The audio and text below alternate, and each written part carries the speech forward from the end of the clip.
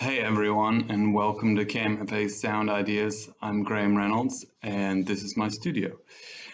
I'm going to be walking you through just a few ideas about how you can be making music at your home with what you already have. And then towards the end, we'll talk a little bit about some where if you wanted to spend a little bit of money or a lot of money, what your next steps might be. And Steve already talked about how to make music with the objects you already have in the house. And this is all about technology you have. So if you have a smartphone or a laptop or a desktop, that's what we're talking about. If you don't have any of those things, then we should send you a link to Steve's episode.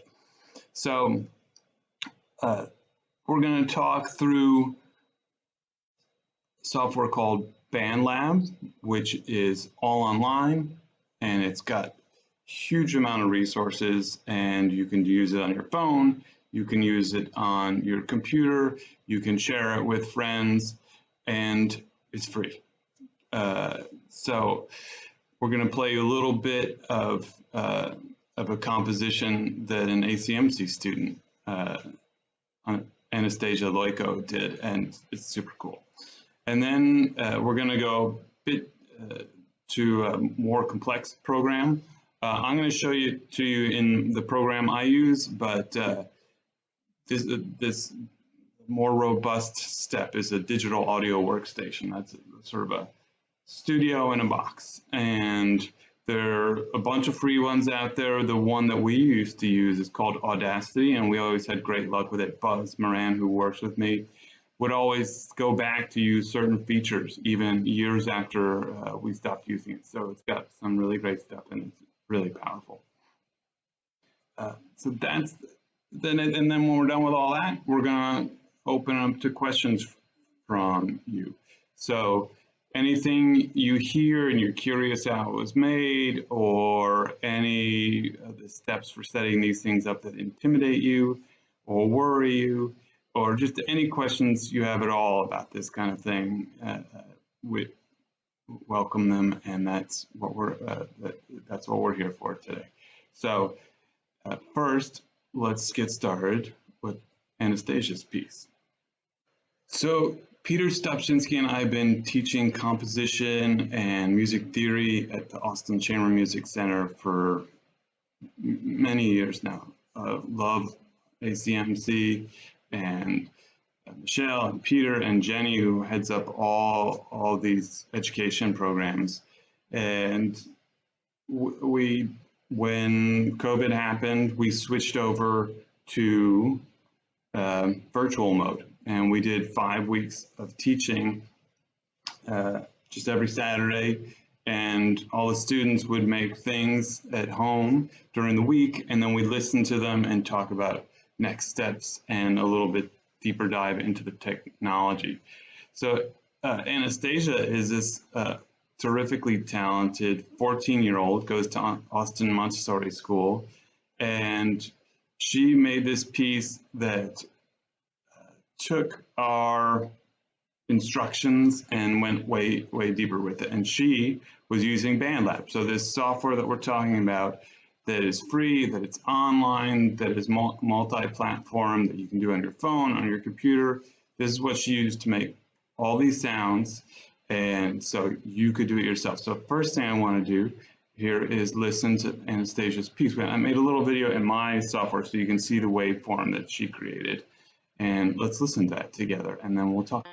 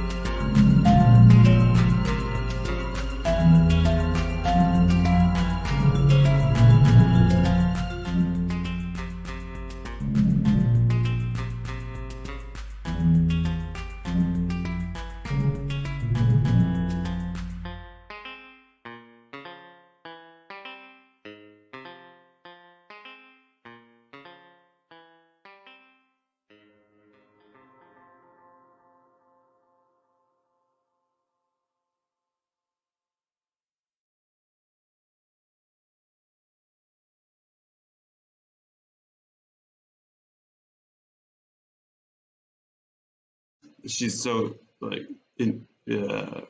talented, naturally creative, and filled with ideas.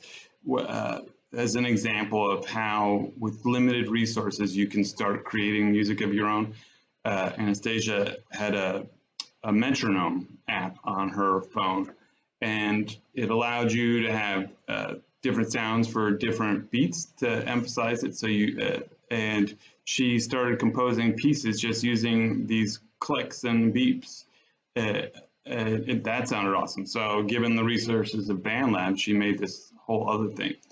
Our assignments were like to explore different basic effects like reverb or delay, to take material that she had and try it on other instruments, explore it. And the BandLab has all these basic instruments in there, all these basic effects, and then classic drum machine sounds like 808 sounds that she used for her piece. So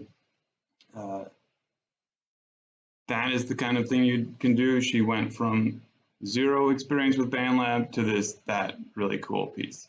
So look it up. It's super fun, easy learning curve, great way to dive in. So next we're going to go to a more complicated recording software that's a little steeper learning curve, but has greater depth in the end. So the advantage of some of the free, easy stuff is you can dive right in. The advantage of the fancier stuff is that you can do more with it, but the disadvantage there that it can be much harder to use. So this is for the slightly more advanced, ready to deal with a few confusing things as you try to set it up, but you could record whole film scores on this. You could make whole albums on this, and that is a digital audio workstation. And I'm working in Reaper, but Audacity is super powerful, and that's the one I might point you to if you want to get started with a free one. And we'll talk about, Reaper is actually very low cost, so we'll talk about that as well towards the end. Okay, so this next piece I created only using free sounds, free virtual instruments, free effects, free everything. I made it all on the computer, and it's all taking Clara Schumann music in MIDI, in digital audio language, and then transforming it. I also recorded some backyard sounds here, and I'll tell you a little more about it after we listen to it. So let's take a listen to this sketch I made, this variation on Clara Schumann.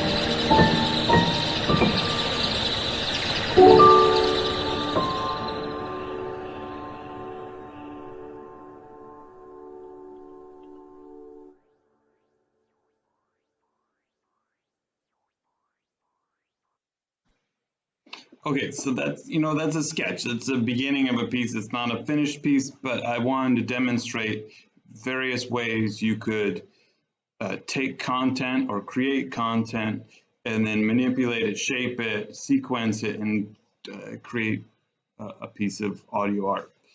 At the very beginning is manipulated bird and outdoor sound. So all I did was take my phone, turn on the microphone, and leave it outside for 10 minutes and record the birds and the wind and the distant traffic. And then I brought it in and started playing around with it, which you can do in Audacity or whatever. If you're on a Mac, you might already have GarageBand, or if you're on PC, you could do Audacity or any of a whole bunch of different ones. But I'm going to focus on the ones we're talking about for now. But feel free to Google and find the one that looks most exciting to you, looks like it's the right fit for your skill level and interest, and some pieces of software are geared towards different kinds of music. But these are all digital audio workstations, they're called.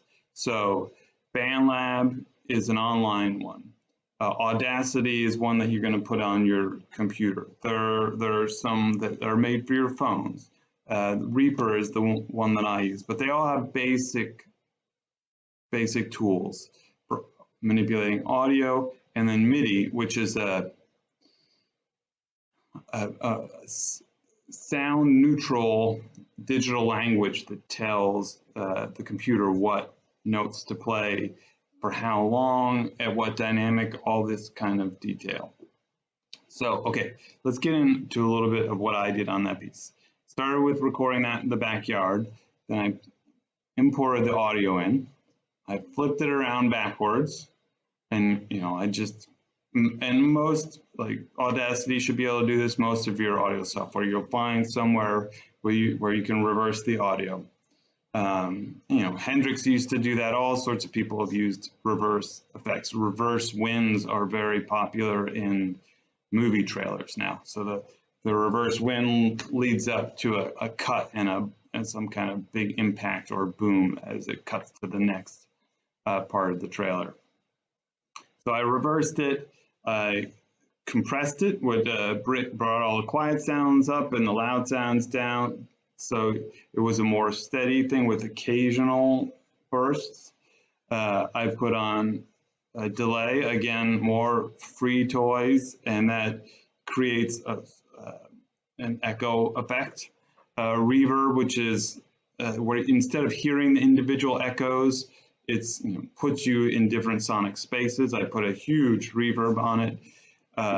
And then at that point, the audio gets transformed where at times you can tell it's birds, and other times you can't really tell it's birds.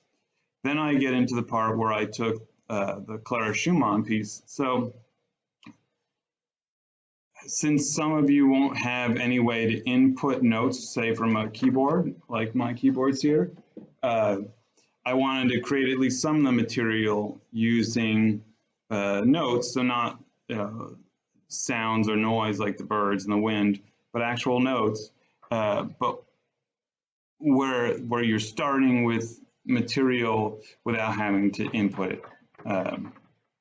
So online, a ton of the classical stuff, and since we're here at KMFA today, classical is of interest. So you could look up at Beethoven. I looked up Clara Schumann, and then just grabbed the MIDI, and it's a kind of file, and it came about in the late 70s, early 80s, and it's this platform neutral musical language that includes everything about the sound but the actual sound.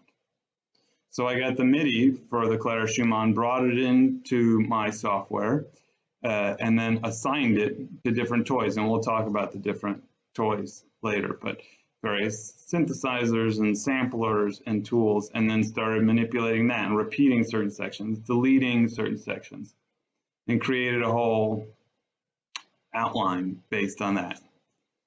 And then on top of that, I started taking these free synthesizers, free samplers, free instruments. And this time I did use my keyboards and I played that piano music. So my piano is right back here, but that's not what I played. I was playing in the software. And so just with a MIDI keyboard into there and a free piano from Spitfire Audio, that one was. They have a whole lab series, and I used several of those for this. And in the lab series, there's a soft piano. So beautiful sounding piano being controlled by a MIDI keyboard that makes no sound whatsoever, just tells it what notes to play and all those other kind of details. Eventually I used some synthesizers, one called Surge, one called Helm, some toys from Native Instruments. These are all things that are out there for free. So if you're ready to go to this, BandLab has the instruments built in. So you don't have to worry about adding instruments. You can bring audio in, you can bring MIDI in, so you could do a lot of these same things, but it gives you a head start, and GarageBand is similar, where it's got a ton of instruments built in. Something like Audacity or Reaper that I use has deeper set of tools, but it doesn't have these instruments, or not very many, built in. So what you can do, they're plugins, they're also called BSTs, and you can Google free synthesizer. And so I used, like I said, Surge and Helm. There's one from Uhi with the long, complicated name, but Uhi is a company that makes some very fancy synthesizers that like Hans Zimmer uses for all the big time movies. So you'd be using a tool made by that's related to fully professional and made by a fully professional company. Some of these other ones, like Surge, is a very powerful synthesizer, but this is their main focus. And they used to charge $100 for it, but now it's free, and it'll work on Mac or PC, and you can just start having fun with it. If you're into, like Stranger Things with that kind of retro synth sound that's happening now, or Blade Runner, all these have a ton of those kinds of sounds that you can just start right away having fun with them. So you'll get your digital audio workstation, your main recording program. Today we're talking about BandLab, we're talking about Audacity, and we're going to talk a little bit about Reaper. But these are versions of, you may have heard of Pro Tools or Logic on Apple, some of these other programs that cost a lot more money. These do similar things. In the case of Audacity and Reaper, they do just as much as the other ones. So you can dive in, you can take material that exists in the world already, like MIDI files, you can record something on your phone and just start messing around with it, or you can search for free drum loops and things like that, and you can bring those in and start messing around with those. There are a million resources, and that's how I built that, and you can do the same thing. If you have specific questions, when we're done with this initial lesson part, we'll do some Q&A, and just let me know what kind of directions you want to be pointed in, or specific, if you want a free piano or a free synthesizer or free distortion software, we can talk about any of those things, and I can point you in different directions. I use dozens of pieces of free software to create that piece of music. Okay, so that's all about the free stuff. And this next section, we're going to talk just a little bit about what next steps you would take if you want to go one step further. If you get excited about this and you want to go a little bit further, you can spend infinite amounts of money. As you can see, I've my whole life been spending money on gear, and then in the computer I spend a ton of money on software, but I also am constantly adding free or cheap pieces of software too, and I use them both.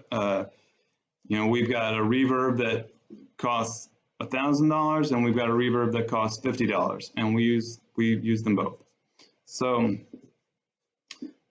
the first thing you need is your digital audio workstation. What is going to be your main recording program? So you can start either with BandLab or Audacity, one of these free programs. If you want to go one step up on Mac or PC, you could do Reaper, which is what I do. You could do Logic or GarageBand on Mac.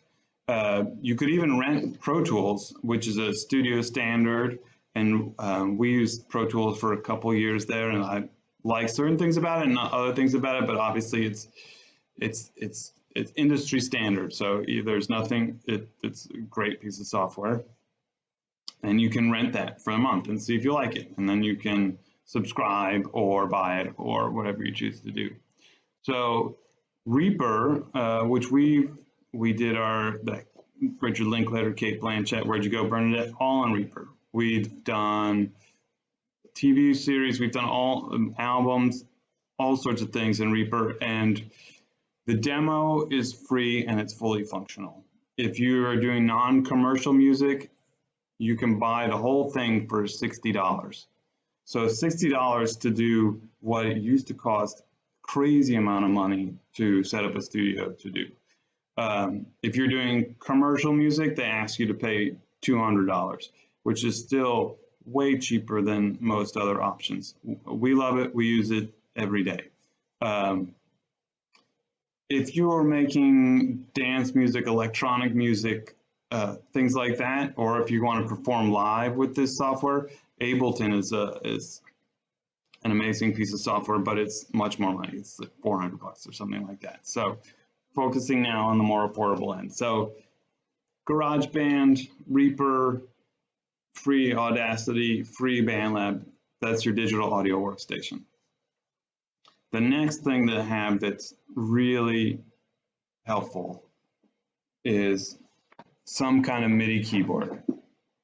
Now, if you bought a digital piano for you or your kids to take lessons on and is sitting around the house, it probably has a USB out, and you can plug that USB directly into your computer, and all of a sudden you have a great 88 key MIDI controller, and it was just sitting there.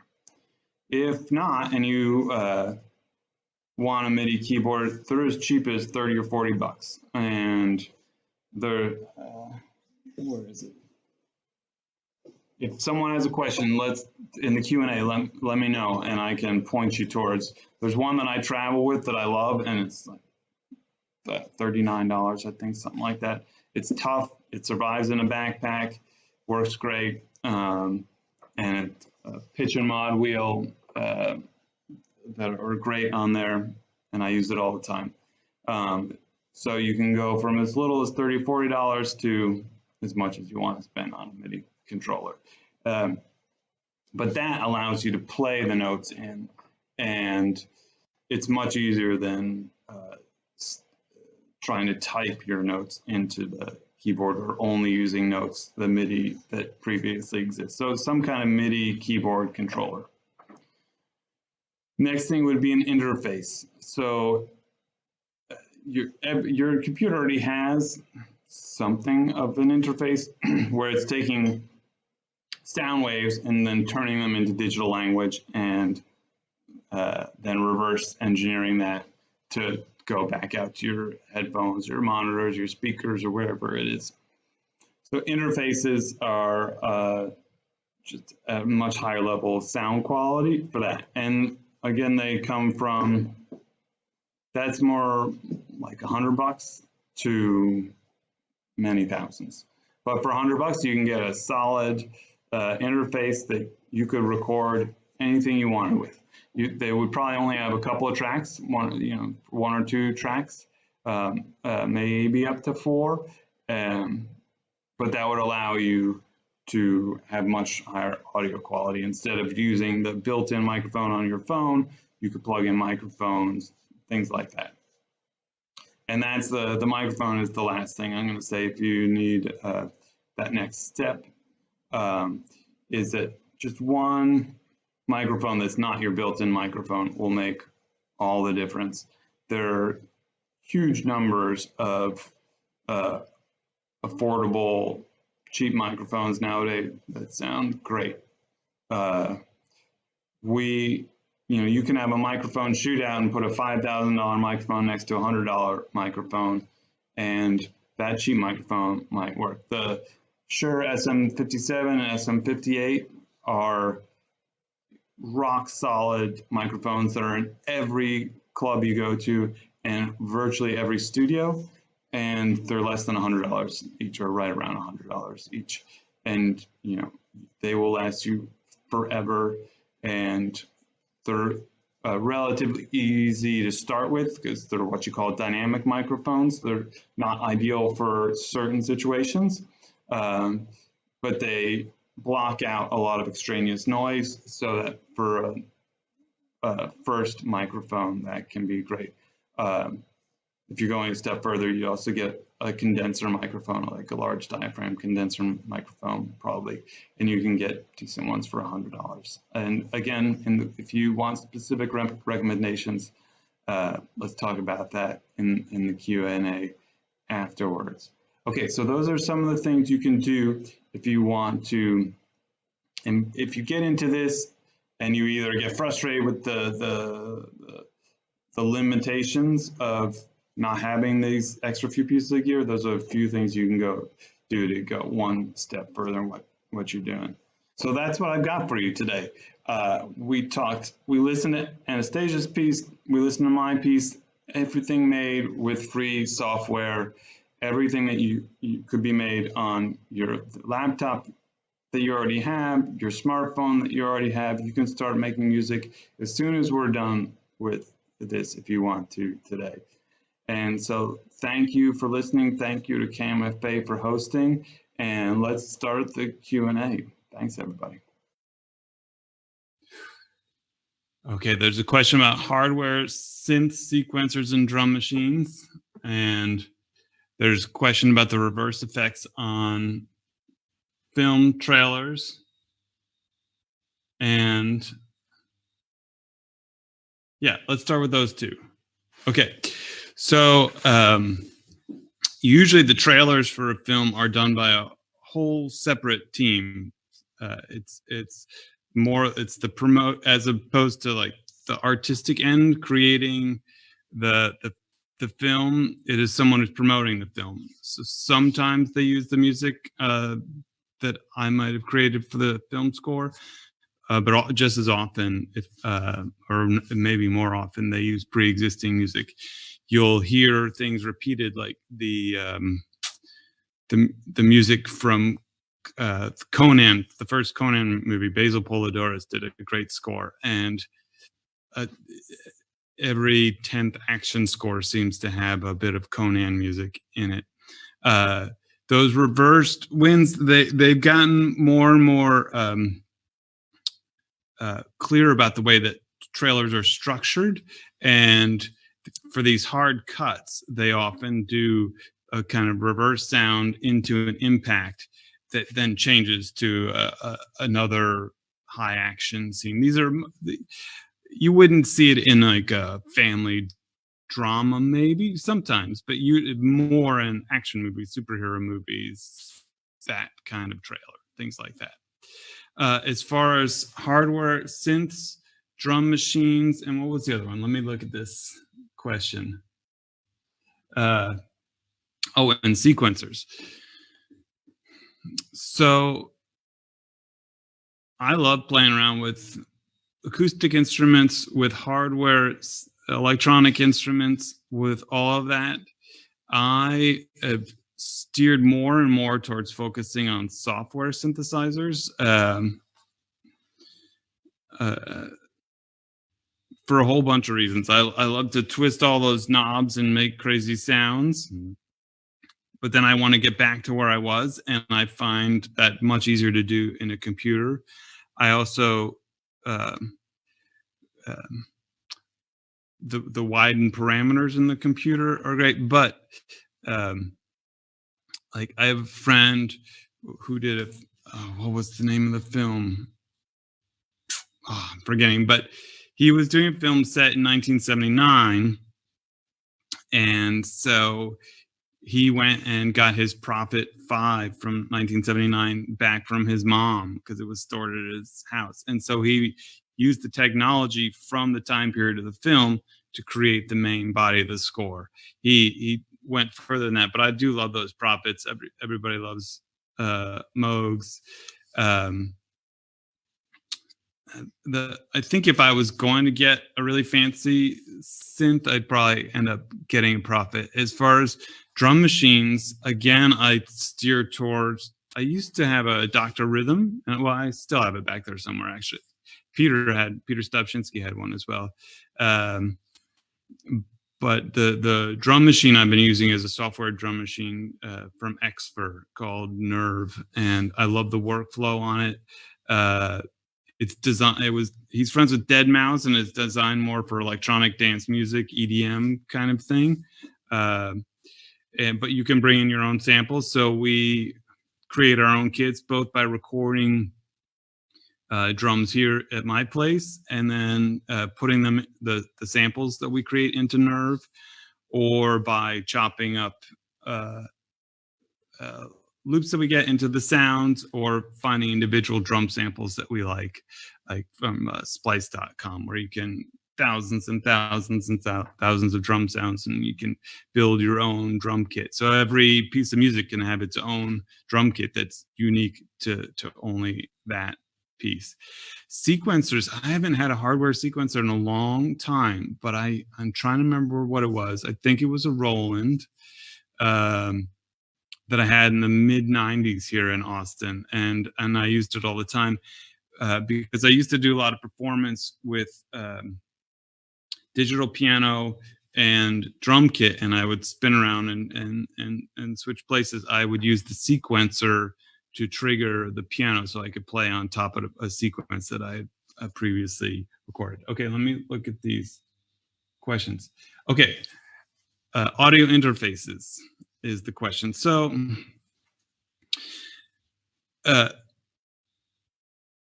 what the audio interface does is take the sound waves, and when it gets picked up by a microphone or it comes in through a cable, it's an electronic signal, not certain like an audio. When it comes through an audio cable, like a guitar, like an electric guitar, if you have it plugged in, so instead of a sound wave, it's an electronic signal that comes into the interface, and then the interface turns the electronic wave and signal into digital information, so ones and zeros. And then in the computer, you're dealing with all the ones and zeros, and then when it goes back out to your headphones or your speakers, it has to reverse engineer that and take the ones and zeros, turn them into an electrical impulse, and then the speakers or your headphones turn that into a sound wave. So this is a critical piece of equipment that does that very important job. And if you can get an interface that's got one or two tracks all the way up to dozens of tracks. For a home studio, like one with 8 preamps in it. So it would have preamps, which they take a very quiet signal and bring it up to a signal that's more useful for audio. So an electric guitar would go through a preamp. A microphone would go through a preamp because its signal is too small. The preamp boosts it up, and so the nicer the nicer the interface, the nicer the preamps, the fuller, the richer, the more detailed the sound you get. But these affordable interfaces really do an amazing job, and in the end, it's about content more than it's about the full fidelity. You'd rather have John Bonham playing a toy drum kit than a mediocre player playing the greatest drum kit possible. So better to focus on creating great music and having an affordable interface. So if if you're hiring players, or if you're working on a band or a piece of music, work on the music more than working on the gear. Gear matters, of course, and it makes a difference. But as far as where the priorities go, the content matters the most. So plenty of people make music that you hear that gets released that sounds great on very affordable equipment. So the interfaces start under $100, and then they can be thousands and thousands. But there's no need, until you know what you want, there's no need to buy something fancier than an affordable interface. So you get a sense of, oh, these are the features I'm looking for. This is the kind of quality I want. Or, oh, I really need more tracks than 8, or 2's all I need, but I want the 2 best channels we can get so that they sound fantastic. And because you can buy 8 channels and for one price, and for the same price you could buy 2 channels. So of course the 2 channels are going to be higher quality. So you got to find the right match for your specific needs. And there are a million of them out there. We use Motu most of the time, Mark of the Unicorn, which makes some very affordable ones and makes some fancier ones that are very popular with live audio engineers because they're really solid on the road. And then there are fancier ones than that, and there are cheaper ones as well. We have one piece of Motu gear that we've had for at least 10 years, and it was, I think, Firewire 400 when we first got it. Then we had to adapt it to 800. Then we had to have an adapter from the 400 to the 800 to Thunderbolt, and it's still working for us. So that's an endorsement there. We did have another piece of gear from them, which I think they've discontinued, that didn't work out as well. But a piece of technology that lasts, digital technology that lasts that long, 10 years or more, that's amazing nowadays. So we're really happy with them. Okay, let me look at these questions. Yes, Dr. Rhythm. Okay, how often do I use a fugue? So somewhere around here.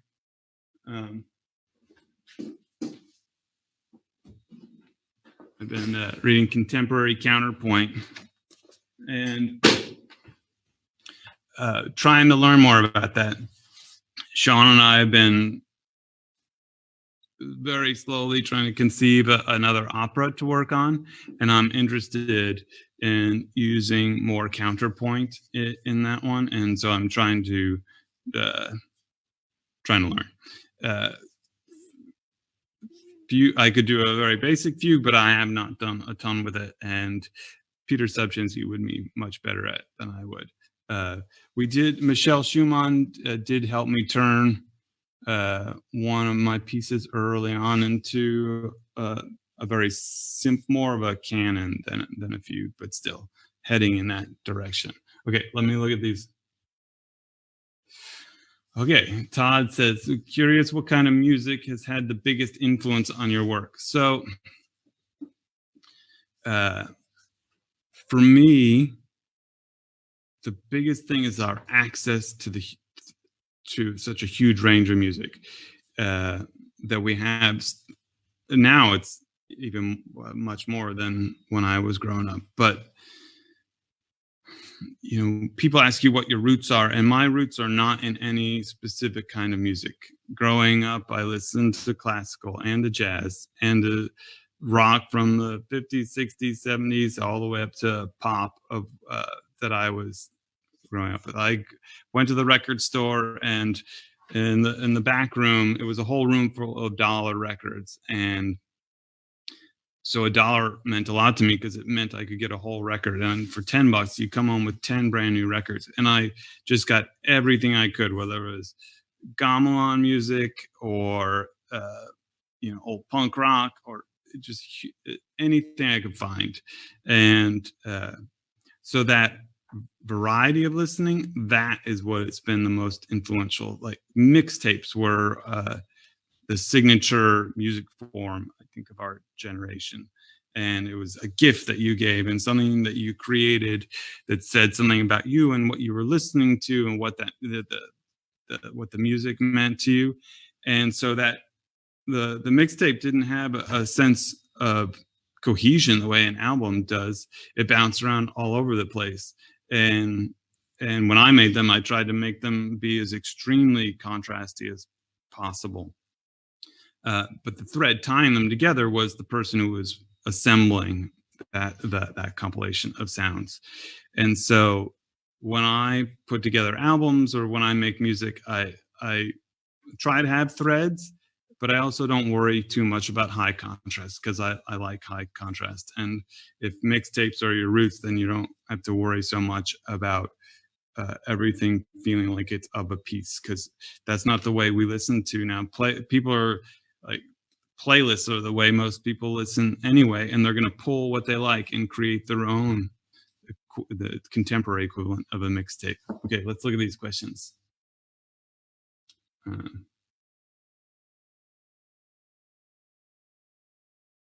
Scrolling up. Oh, okay, there's the interface question. What's been my favorite piece to work on? That is, that's a hard question, and that's a hard question. Okay, so there are a few pivot points for me that made a huge difference in my career and my ability to make more music. And then there are projects that allow me to fully like fill my creative dreams, so to speak. And then there are those that merge all those together. And Buzz Moran was critical in the beginning of my career. He got me my first gig, and then he and LB put out my first album.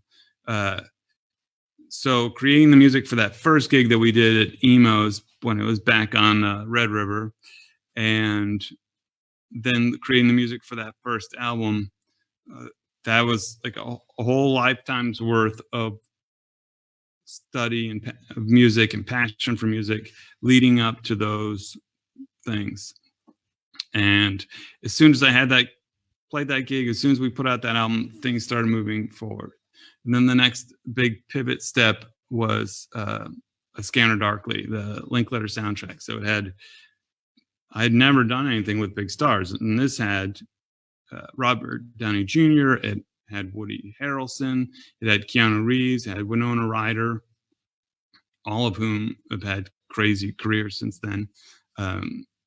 And so it's a huge opportunity for me, and it was a difficult, long post-production process, but we got there, and I was happy with the result, and I still get a lot of feedback on that. And Fire Records in London collaborated with Lakeshore Records in LA and put out the vinyl, and after the 10-year anniversary.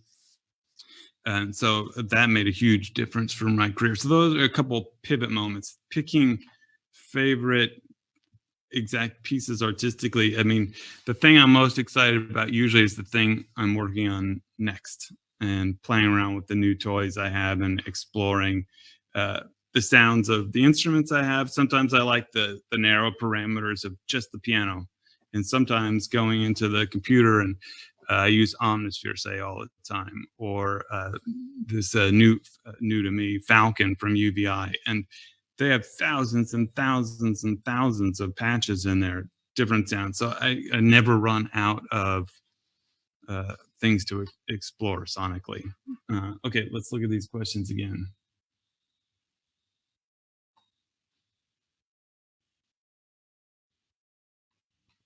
Okay, I think, wait, maybe let me look at the chat box, because maybe I'm being told we're out of time. I'm not really sure. Okay, yes. I think you've answered all the questions. You can start wrapping it up after this. Okay, thank you so much for listening. Thank you to KMFA for hosting. Thanks to Anastasia for letting me play her piece, and to Clara Schumann for composing the piece that I broke apart and rebuilt. And I hope you have a great rest of your Thursday. We'll see you all later.